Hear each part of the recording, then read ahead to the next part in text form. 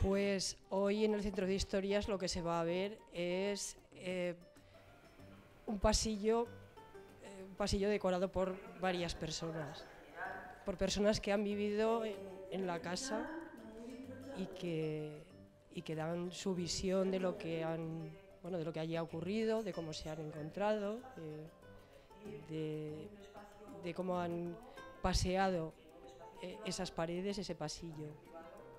Yo creo que lo que pensamos y llevamos a cabo e hicimos no fue tan ambicioso. Nosotros queríamos simplemente documentar algo que estaba pasando. No que estaba pasando en este momento y en este año de 2017, sino que se inició en 2015 en mi casa, en La Cala, cuando Elena viene a empezar una investigación y una reflexión sobre la poesía visual, sobre las performances, sobre las instalaciones.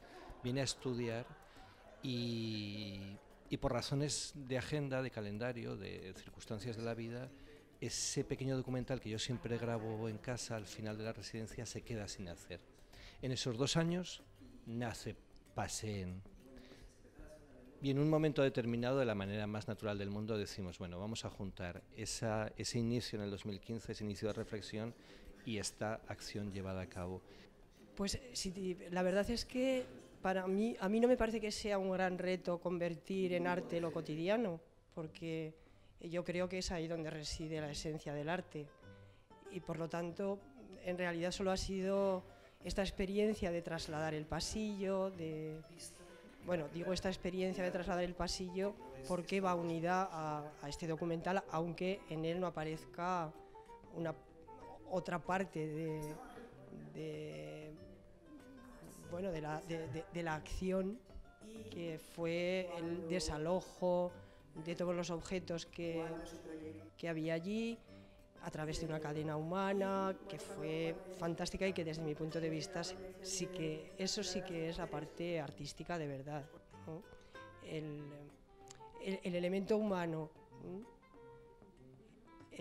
El humano como parte de la materia artística.